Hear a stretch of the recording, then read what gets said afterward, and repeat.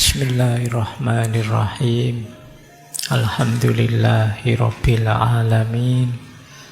Wa bihi nasta'inu ala umurid dunya waddin.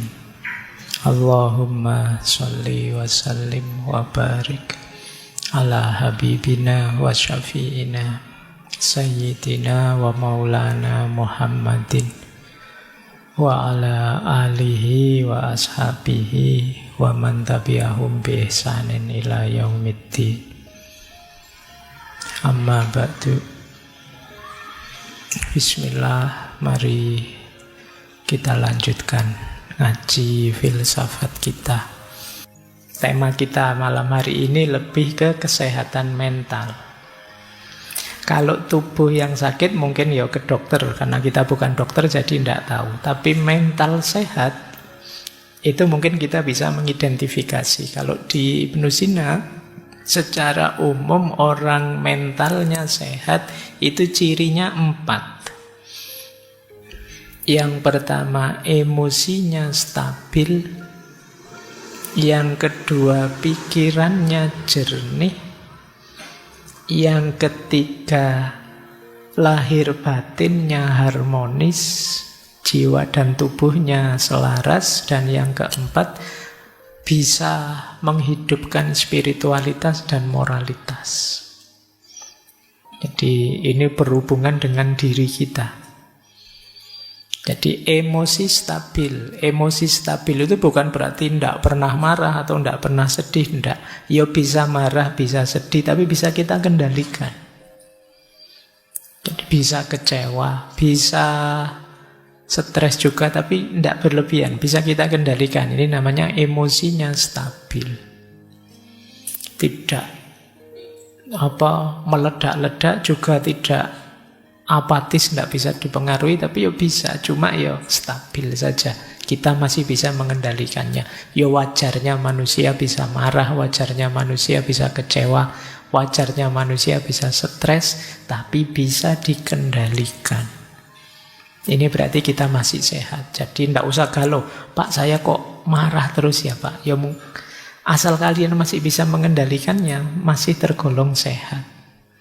Tapi kalau kalian marah terus tidak bisa mengendalikan, lupa diri, tidak bisa ngontrol diri, sehingga efeknya marah jauh lebih besar daripada sebabnya, ada yang tidak beres.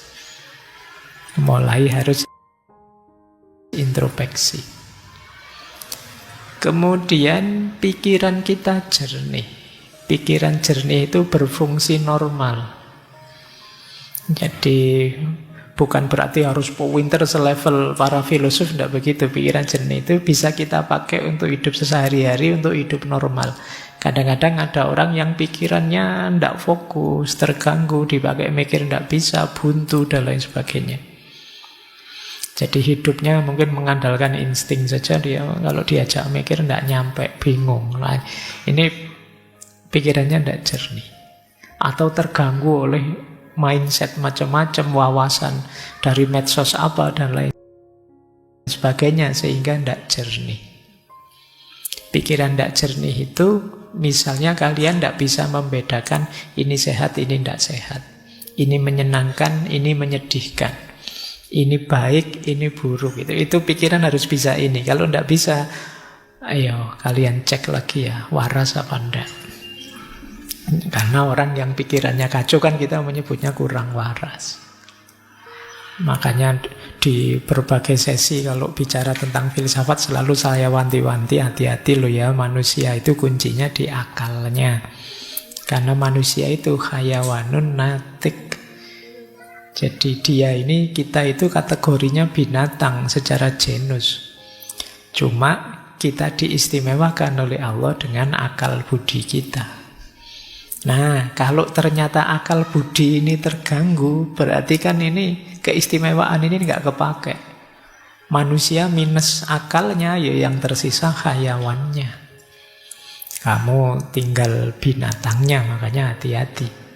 Pikiran gelap, pikiran buntu, pikiran macet, dan lain sebagainya, itu alamat yang tersisa binatangnya. Ya tadi saya sebut hidupmu mungkin mengandalkan insting saja. Tidak tahu sih Pak, saya pilihan baik mana, buruk mana, kira-kira aja lah Pak. Nah, ini kamu mengandalkan insting saja. Maka kalau pikiranmu bermasalah, ayo disembuhkan. Jangan dibiarkan saja karena kuncimu ada di situ. Yang ketiga, harmoni antara jasmani dan rohani. Batin harus sehat, fisik juga harus sehat karena dua-duanya saling mempengaruhi.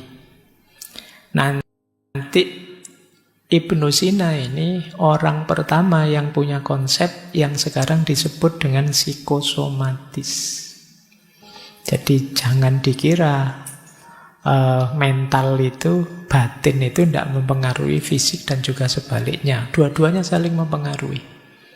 Kalau mentalmu sedang galau, sedang kacau, lama-lama bisa saja itu kena fisik. Nah, kalau kalian kan biasanya pakai istilah kena mental.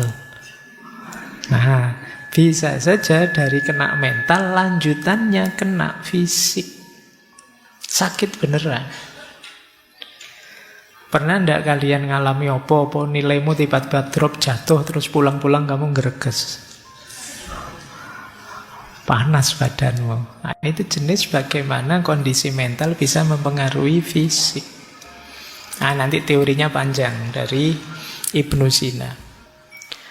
Dan yang keempat, jangan lupa batin kita itu ada unsur spiritualitas.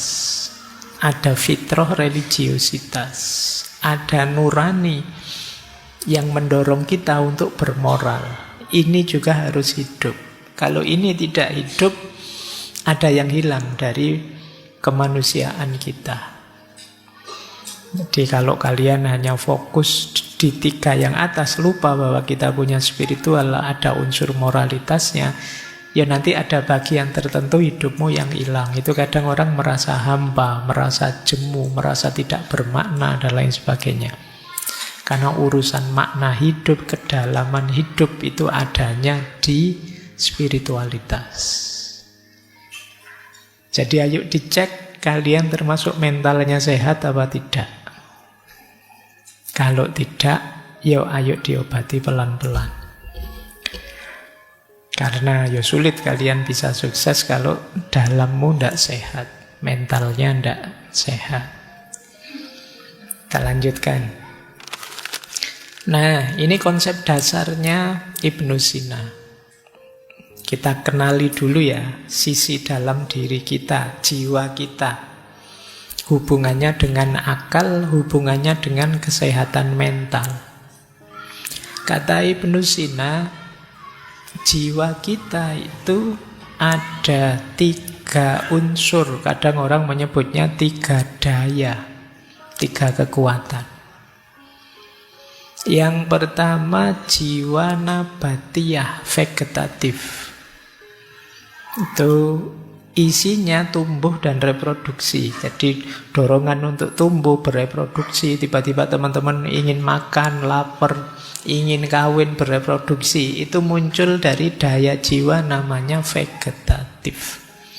Jiwa nabatiyah. Seperti tumbuh-tumbuhan. Nanti ada unsur hayawaniyah. Ini hubungannya dengan emosi, keinginan, cita-cita. Nyari enak, nyari senang, persepsi indrawi. Ini jiwa hayawaniyah. Jadi kalian punya keinginan apa, punya hasrat apa, punya emosi apa. Nah itu hayawaniyah, jiwa sensitif. Yang ketiga ada insaniyah, jiwa rasional. Berpikir, memahami, termasuk unsur moralitas, spiritualitas, itu bagian dari daya jiwa insaniyah. Jadi lapisan diri kita, jadi di balik yang jasad ini, di dalamnya ada aspek vegetatif, sensitif, rasional, nabatiyah, hayawaniyah, dan insaniyah. Yang disebut kesehatan mental, kata Ibnu Sina itu kalau antara hayawaniyah dan insaniyah seimbang. saling mendukung, saling selaras. Emosi dan pikiran saling selaras. Cuma kata Ibnu Sina, keselarasan di dalam itu harus dikomandoi oleh insaniyah, oleh yang rasional. Jadi akalnya harus menang, rasionalnya harus menang, ilmunya harus menang. Jadi jangan dibiarkan hayawanannya dominan atau vegetatifnya dominan. Apa ada Pak orang yang hayawanannya, kehewanannya lebih dominan? Ya ada, orang yang ambisi, emosional, segala cara ditempuh asal cita-citanya tercapai, itu hayawaniyahnya dominan. Tidak peduli aturan, tidak peduli norma, hayawaniyahnya dominan. Apa ada Pak orang yang vegetatifnya dominan? Ada. Kalau kalian tiap hari rebahan saja, makan, minum, terus bangun-bangun mikir, kapan ya aku kawin, kapan ya, nah itu berarti dominanmu vegetatif saja. Nah, kan sekarang banyak orang bilang, wah hari ini banyak generasi rebahan, itu berarti orientasimu vegetatif saja. Kata Ibnu Sina, daya yang di dalam ini ayo dikendalikan dengan akal yang sehat. Jadi dialah yang tahu mana yang baik, mana yang buruk. Dialah yang bisa ngerem, dialah yang mampu mengendalikan. Akalnya jangan kalah, ilmunya jangan kalah. Cuma syaratnya tadi, akalnya harus jernih, pikirannya harus jernih. Ya kalau pikiranmu sudah kacau, ya sulit. Pikiran bisa mengendalikan. Sekarang kita mulai masuk ke kesehatan mentalnya. Nah, sebelum ke sana, kita pahami dulu hubungan antara batin dan lahir, jiwa dan tubuh dalam pikirannya Ibnu Sina. Jadi Ibnu Sina punya pandangan secara umum begini. Yang pertama, jiwa itu penggeraknya tubuh. Jadi jiwa adalah prinsip kehidupan. Kita itu kalau hanya jasmani saja, tidak ada jiwa, namanya bukan manusia. Tanpa ada jiwa, tubuh itu hanya materi yang tidak punya kehidupan. Kalau kalian misalnya tiba-tiba lihat tergeletak sesosok manusia yang tidak ada nyawanya, tidak ada jiwanya, kamu mendekat atau lari? Mesti ngeri kan kamu. Ini secantik apapun, seganteng apapun, kalau tidak ada jiwanya, kita menyebutnya bukan manusia, karena jiwa itu adalah penggeraknya tubuh. Kata Ibnu Sina, jiwa menggunakan tubuh sebagai alat untuk menjalankan fungsi-fungsinya. Untuk berpikir, ada alatnya namanya otak. Untuk bergerak, ada alatnya namanya otot. Untuk merasa ada alatnya namanya indera. Otak, otot, panca indera itu kan fisik, tubuh. Tapi dia jadi alatnya jiwa, jadi kendaraannya jiwa. Mata dengan melihat. Melihat itu kan unsur kejiwaan, tapi mata itu unsur tubuh. Dan dua-duanya kerjasama, itu yang dimaksud saling berhubungan. Tidak mungkin ada kita bisa melihat kalau dua unsur ini tidak ada. Atau salah satu saja yang ada. Matanya ada sih Pak, cuma daya melihatnya yang tidak ada. Ya tetap kita tidak bisa melihat. Daya melihatnya ada Pak, tapi tidak pakai mata Pak. Itu mata batin apa mata apa gitu. Tidak bisa, ya tetap tidak jalan. Mungkin bisamu kira-kira. Sama dengan telinga dan mendengar, hidung dan bau. Saya kepleset mencium. Kamu biasanya kan kamu hidung untuk mencium itu, hidung untuk membau, awas keliru kamu. Kalau ciuman kan tidak pakai hidung. Jadi jiwa dengan tubuh. Nah, tapi yang kedua, jangan lupa juga tubuh itu wadahnya jiwa. Kalau tidak ada tubuh, tidak ada yang jasmani, jiwa juga tidak berarti. Tadi kalian ketemu jasad saja, tidak ada nyawanya, lari. Apalagi ketemu jiwa saja, tidak ada jasadnya. Kamu tambah ngeri mesti. Gitu. Jadi jiwa itu wadahnya tubuh. Bahkan nanti saling mempengaruhi. Ini ternyata ya memang dekat, saling berhubungan. Maka jangan disepelekan. Pak, saya filsafat saja Pak, urusan materi, urusan jasad itu loh. Tapi kalau tidak ada jasad, bahkan pikiranmu tidak ada wadahnya.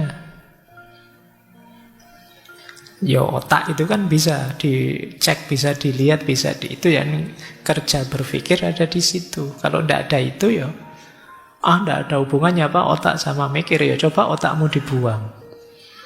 Wong kamu kebentur sedikit saja puyeng ya, terus pikiranmu kan terganggu. Jadi ini dua-duanya saling berhubungan. Makanya kemarin di Epikuros itu ya nomor 1 tetap sehat.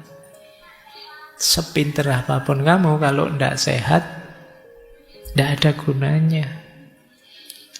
Kamu hafal kitabnya Aristoteles tadi, tapi terus tiap hari batuk, tiap hari puyeng, tiap hari pusing, ya metafisikanya Aristoteles tidak ada gunanya. Lebih berguna paramek apa-apa gitu. Kalau kamu sedang sakit. Oke ya. Baik, jadi ini dua prinsip awal, hubungan jiwa dan tubuh. Kemudian ini yang tadi kita sebut psikosomatis ya. Jiwa mempengaruhi tubuh dan juga tubuh mempengaruhi jiwa. Emosi, pikiran, kondisi mental mempengaruhi jasmani kita. Kalau kita stres, cemas, kemudian perutnya mules, kepalanya pusing, tekanan darahnya naik, nah itu pengaruh jiwa terhadap tubuh. Makanya ada peribahasa, di dalam tubuh yang sehat ya terdapat jiwa yang sehat juga, mens sana in corpore sano. Saya lupa itu dulu ada filosof yang punya teori itu. Sebaliknya juga begitu. Kalau kita tubuhnya tidak memadai, sedang capek, sedang lelah, sedang lapar, sedang lesu, ya tidak bisa berpikir. Jadi mekanisme yang di dalam tidak bisa. Baik, jadi ini sedikit uraian saja tentang hubungan antara jiwa dan tubuh. Kuncinya tetap ya, yang di dalam harus dikendalikan oleh pikiran kita. Sekarang mulai ya menyehatkan jiwa. Kita awali dari beberapa gangguan jiwa. Yang pertama, biar tidak lupa, kita awali dari gangguan jiwa karena humor-humor tadi, cairan-cairan tadi tidak seimbang.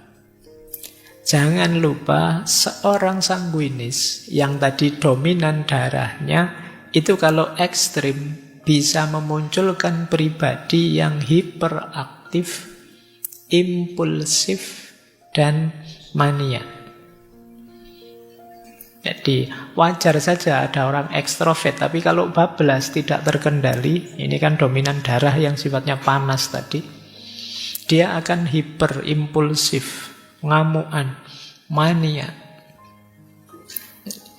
Makanya dalam bahasa Indonesia kan ada istilah darah muda, darah panas. Itu sebenarnya arahnya ke sini, karena memang aspek darah itu unsur panas.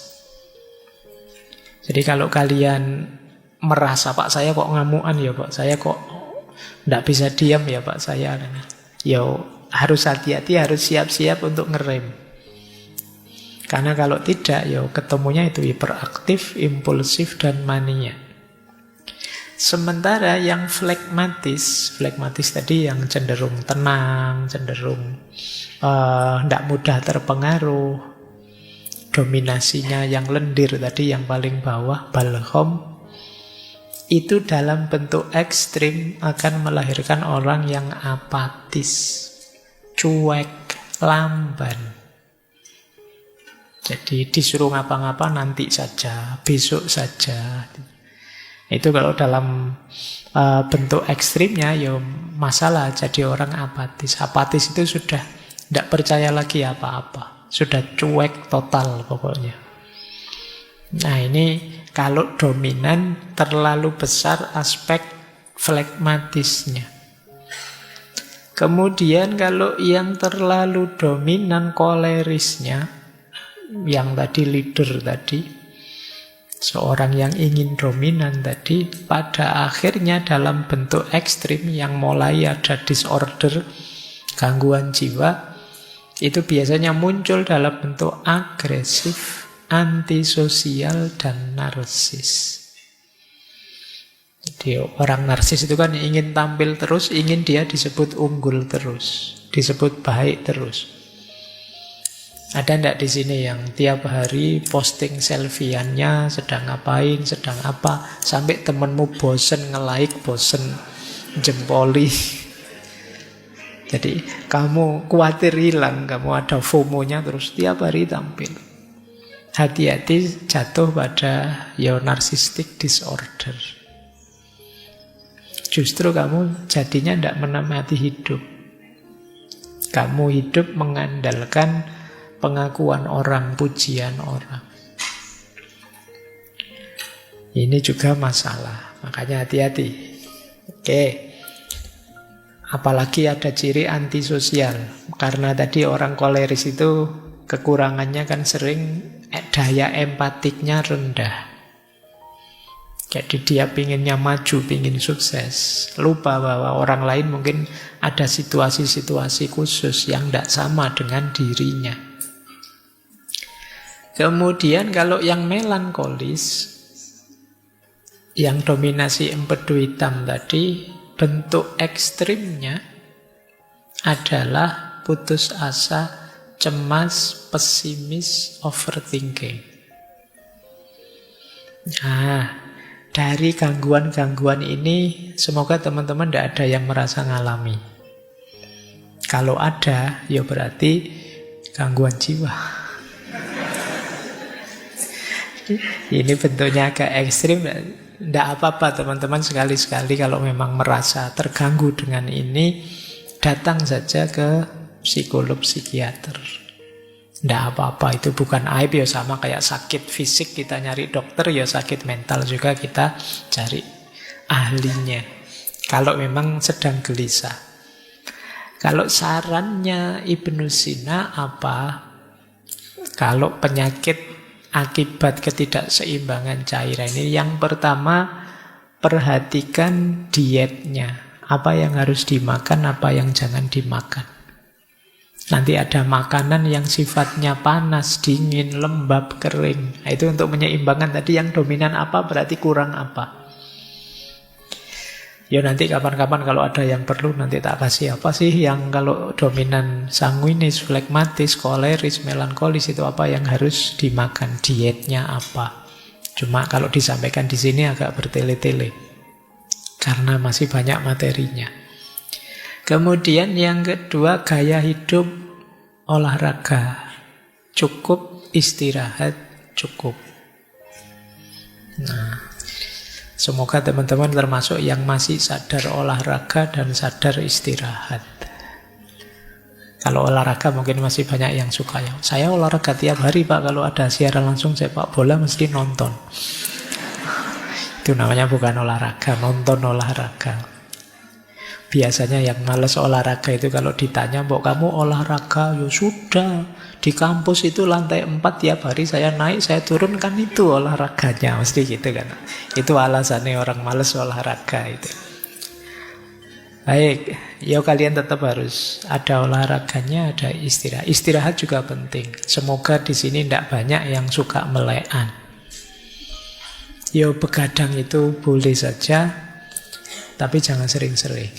Kalau bisa ya tidak pakai begadang lah, kalau tidak terpaksa. Ya kalau yang usia-usia kalian biasanya kan Begadangnya kalau sekarang ngafe ya, ngopi, atau nonton siaran olahraga, nonton sepak bola gitu ya. Ya enggak apa-apa, cuma jangan sering-sering, nanti ada efeknya pasti. Gaya hidupmu yang enggak sehat mesti ada efeknya. Kemudian emosi. Kendalikan emosi, stres sekecil apapun bisa mempengaruhi keseimbangan cairan tadi dalam diri kita. Dan yang keempat tentu saja nanti ya kalau memang bermasalah ada obatnya, ada herbalnya, termasuk terapi-terapinya. Kalau memang sudah sakit. Baik, ini yang berhubungan dengan cairan tubuh atau humor. Sekarang kita lebih dalam lagi. Gangguan jiwa jenis kedua. Kalau tadi karena cairan, kalau ini karena masalah mental. Jadi masalah mental itu apa? Ada 3, cemas, depresi, stres. Kalian mungkin banyak yang, karena saya kapan itu baca berita, tingkat orang yang mengalami gejala kecemasan itu di Indonesia pesat sekali jumlahnya, peningkatannya. Kalian juga kan sering mencurhatkan overthinkingmu dan lain sebagainya. Itu gangguan kecemasan sebenarnya. Solusinya menarik, kata Ibnu Sina, kalau untuk masalah mental yang itu isinya cemas, depresi, stres, lakukan terapi mental juga. Terapi mental itu isinya 3, logika, ilmu, dan filsafat. Ini menarik ya, terapinya malah isinya belajar semua. Wong lagi stres kok disuruh belajar, itu gimana? Maksudnya apa? Yang pertama, logika itu membantu kita berpikir jernih dan rasional. Misalnya kita cemas, kadang-kadang kecemasan kita itu tidak beralasan. Cuma ya mengganggu kita tiap hari. Nah kalau pikiran kita jernih, kita bisa menegaskan, ngapain aku kok cemas, wong itu belum terjadi, masih besok, masih bisa ya, bisa tidak, kok aku sepanik itu sekarang. Ini pikiran yang bisa ngontrol kita seperti itu, logika. Jadi logika membantu kita berpikir jernih. Nah teman-teman boleh mulai latihan logika ya, latihan berpikir jernih dan rasional.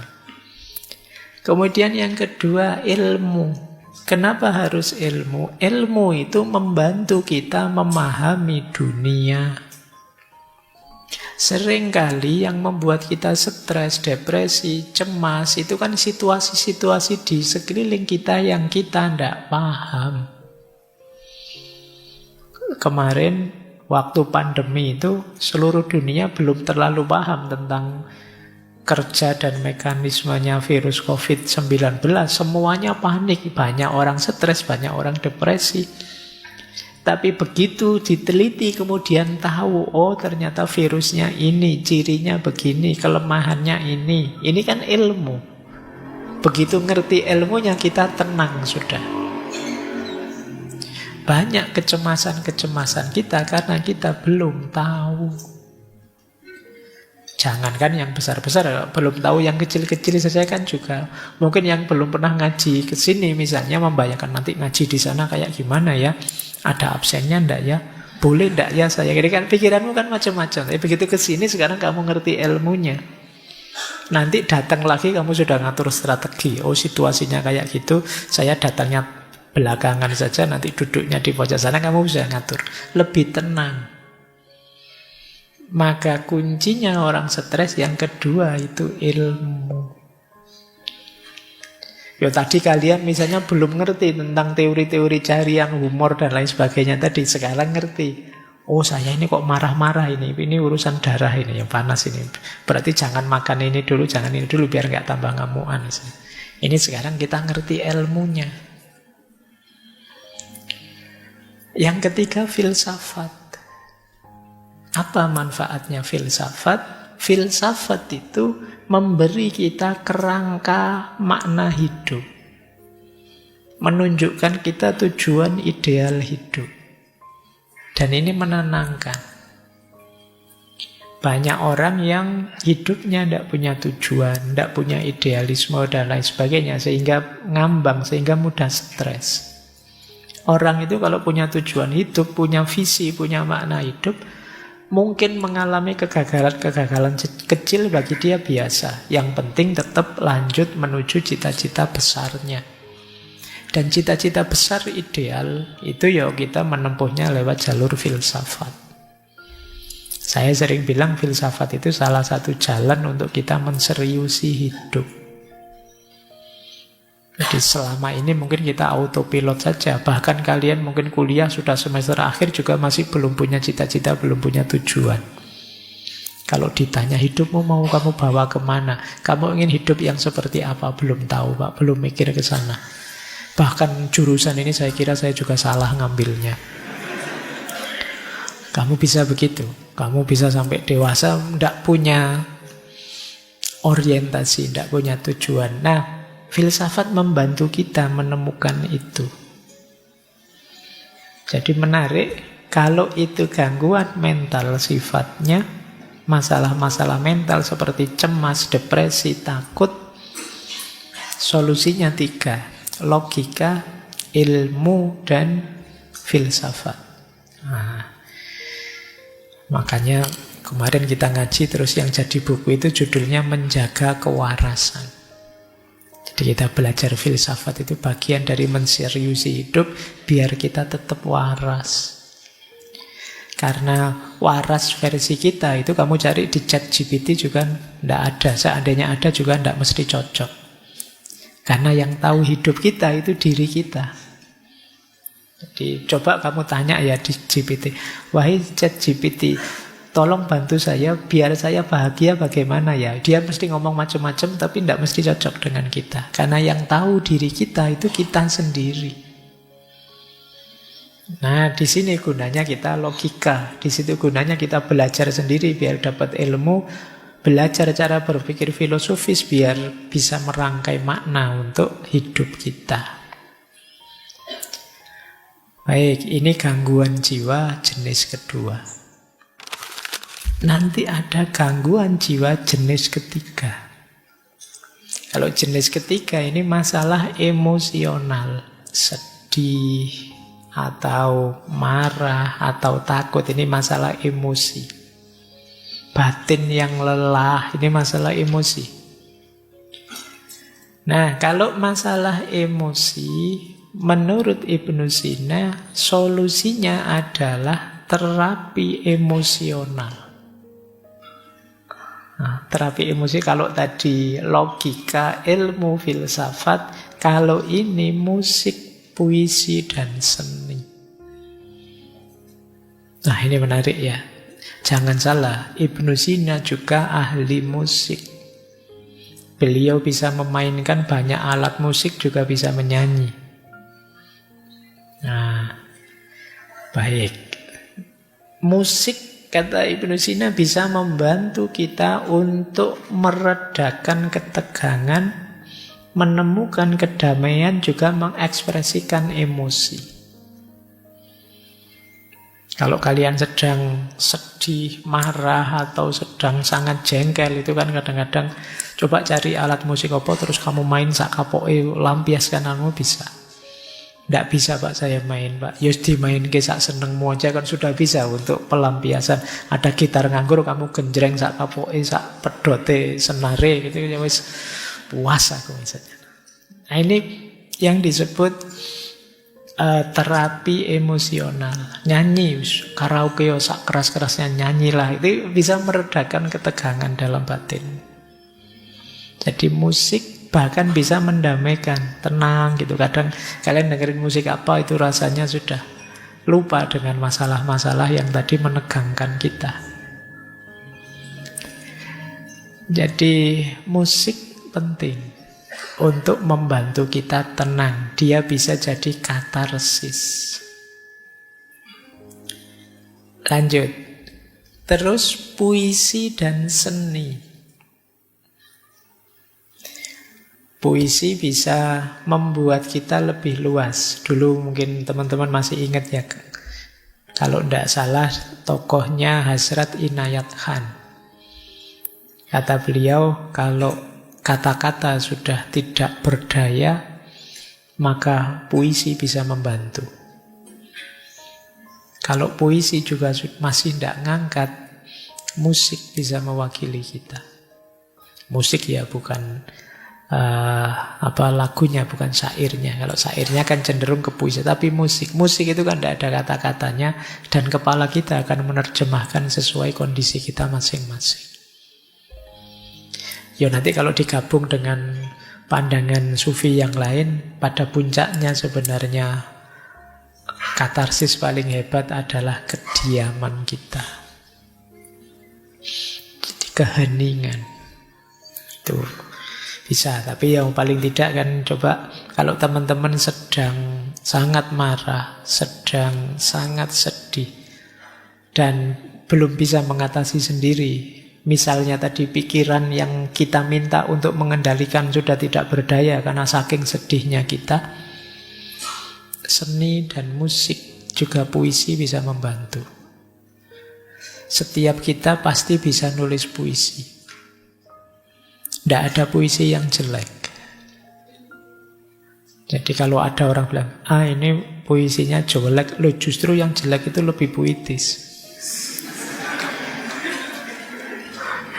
Makanya kalian pede saja, tulis saja. Lampiaskan apa yang ada di pikiranmu, suka-suka kamu sudah. Nah, ini kan sebutannya makanya puisi. Ya kalau nulis beneran kan kamu rapi, ada subjek, predikat, objeknya, kalimat utuh. Tapi begitu puisi, sudahlah nulis saja. Tidak usah ditanyakan, ini maksudnya apa, itu maksudnya apa. Suka-suka kamu saja. Karena memang tujuannya untuk katarsis. Baik. Jadi kalau teman-teman mengalami gangguan jiwa jenis ketiga ini, musik, puisi, seni bisa membantu. Lanjut. Sekarang gangguan jiwa tipe keempat. Ini gangguan jiwa karena masalah spiritual. Ini harusnya agak panjang ya. Ketika kita merasa kehilangan makna hidup, kita merasa jauh dari Tuhan. Nah, kata Ibnu Sina, ambil terapi jenis spiritual. Terapi spiritual itu komponennya 3. Doa, zikir, dan meditasi. Menenangkan diri, uzlah. Doa bisa membantu kita menemukan kedamaian batin. Zikir bisa membantu kita fokus pada hal-hal yang positif. Meditasi bisa membantu kita menenangkan pikiran dan tubuh. Jadi jangan lupa Ibnu Sina itu pikirannya lengkap. Nanti kitab-kitabnya belakangan juga tidak hanya filsafat, tapi corak tasawuf, corak mistiknya juga kuat. Beliau juga menulis misalnya falsafah masyrikiyah, filsafat timur. Beliau juga punya cerita-cerita seperti Hai bin Yaqdhan. Hai bin Yaqdhan itu yang lebih nulis cerita itu dulu ya Ibnu Sina, meskipun nanti nama tokohnya diambil oleh Ibnu Tufel untuk menulis cerita yang sama tapi dengan plot yang berbeda. Ada banyak cerita-cerita spiritual yang ditulis oleh Ibnu Sina karena beliau juga concern dengan masalah-masalah spiritual. Bahkan di falsafah masyrik itu ya beliau melihat bahwa manusia itu ada secara spiritual, ada tipe abid, ada tipe zahid, ada tipe arif. Abid itu orang yang menghidupkan spiritualitasnya lewat jalur ibadah. Rajin sholat, rajin puasa, sedekah dan lain sebagainya. Ini tipe abid. Ada tipe zahid.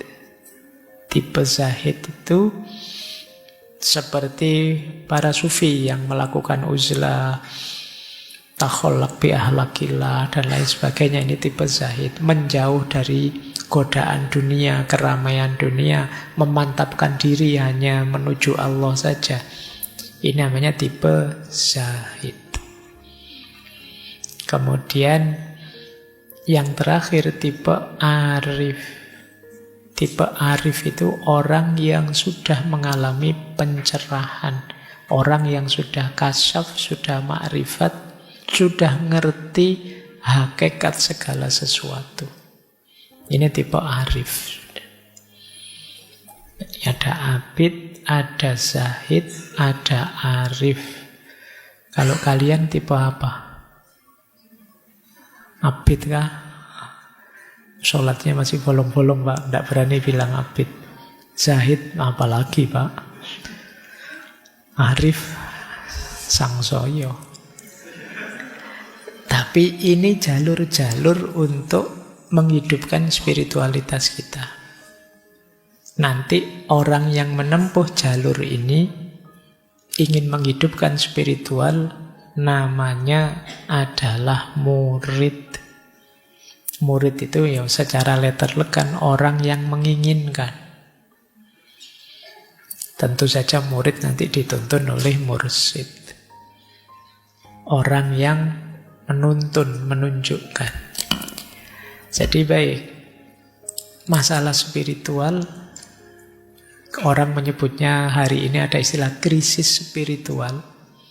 Krisis spiritual itu tidak sekedar lupa Tuhan, tapi orang merasa kosong, merasa hampa, hilang makna. Mungkin kalian sering bertanya pada dirimu, hidup kok seperti ini ya? Apa gunanya aku hidup? Apa pentingnya sih aku hadir di dunia ini? Ini krisis-krisis spiritual. Jadi, apa makna diriku? Apa makna kehadiranku? Siapa sih aku ini? Aku dulu tidak minta, kok dihadirkan sekarang. Itu kalau kalian lelah dengan hidupmu sampai selevel itu, kalian sedang mengalami krisis spiritual. Kalian merasa tidak bernilai, tidak bermakna. Krisis spiritual itu biasanya diawali dari, tadi sudah sedikit saya sebut, kalian lupa tujuan. Kalian tidak tahu hidupmu itu mau kemana. Dan dulu asalnya dari mana. Ini kalau orang Jawa konsep ini disebut sangkan waraning dumadi. Kalian lupa aspek ini sehingga kalian kelelahan sendiri. Kalian lupa bahwa hidup ini dulu asalnya dari mana dan besok mau menuju kemana. Kalian anggap hidupmu itu ya seputar aktivitasmu sehari-hari itu saja. Yang mahasiswa menganggap hidup itu ya seputar kuliah, kos-kosan, pacaran, mungkin seputar itu saja. Padahal tidak sekedar itu kalian dihadirkan oleh Allah untuk hidup. Nah, kalau ada yang alami begini, batinmu sedang sangat lelah, berarti kalian sedang mengalami krisis spiritual. Hal yang sama sering disebutkan berhubungan dengan peradaban barat yang terlalu positivistik. Kalau teman-teman baca tulisannya Sayyid Nasr itu, barat itu maju luar biasa, tapi dia melupakan satu unsur yang sebenarnya esensial, fitri dalam diri manusia, yaitu aspek spiritual. Sehingga kemudian belakangan kan banyak orang barat yang kemudian geser ke ranah spiritualitas. Baik ya, kalian coba ya mulai introspeksi. Ya hidup kita ini lengkap sih, ada fisik jasadnya, tadi ada emosinya, ada mentalnya, ada jiwanya, dan ada unsur spiritualitasnya. Semuanya harus waras. Kalau ada yang tidak waras, ya hidupmu akan tidak seimbang, timpang. Jadi keywordnya konsep kesehatan mentalnya Ibnu Sina adalah keseimbangan. Makanya tadi cairan-cairan tadi tidak ada kok. Harus cairan ini saja tidak ada. Ya semuanya penting tapi jangan berlebihan. Jangan ada yang terlalu dominan. Nanti akan menyusahkanmu. Baik, nah solusi apa kalau kalian mengalami krisis spiritual? Ya terapi spiritual. Yang pertama doa. Doa itu tidak sekedar minta pada Tuhan, tapi juga kesadaran kita bahwa kita itu lemah. Ada banyak hal yang kita tidak mampu, maka kita perlu intervensi, perlu Tuhan membantu kita. Jadi, dan bukan masalah dikabulkan atau tidak dikabulkan kalau dalam konteks ini, tapi kesadaran kita bahwa Tuhan selalu ada, selalu hadir, dekat dengan kita, itu sudah membuat kita nyaman. Jadi yang kesadaran ketuhanan, kesadaran ilahiyah inilah yang selama ini sering lepas dari keseharian kita. Sekali-sekali kalau teman-teman bisa ya, coba dicek dalam sehari kira-kira berapa menit atau berapa puluh menit, syukur-syukur ada ndak 1 jam teman-teman melakukan aktivitas dengan sadar bahwa Allah sedang mengawasiku, Allah selalu dekat dengan aku. Pernah tidak begitu? Mungkin sedang kuliah sih dengan dosen, saya kuliah kayak gini, ya Allah mengawasi loh ya saya. Nah itu pernah, kesadaran ini kira-kira berapa persen muncul dalam hidup kita? Wong kadang-kadang sholat saja tidak ada kesadaran itu kan juga. Padahal sholat itu momen ketika kita berhadapan-hadapan dengan Allah, tapi kesadaran itu juga tidak muncul. Kayak kita ngobrol dengan orang, tapi kita tidak peduli yang kita ajak ngobrol siapa. Ya untungnya Allah itu sangat sayang dengan kita. Baik, oke ya, ini krisis spiritual. Selain doa juga ada zikir. Meditasi, ya aktivitas menenangkan diri. Kalau dalam Islam ada istilah iktikaf, berhenti sejenak. Ada istilah muhasabah, ada istilah tafakur. Itu setara dengan itu. Menghidupkan mindfulness dulu pernah kita bahas. Jadi ini krisis spiritual.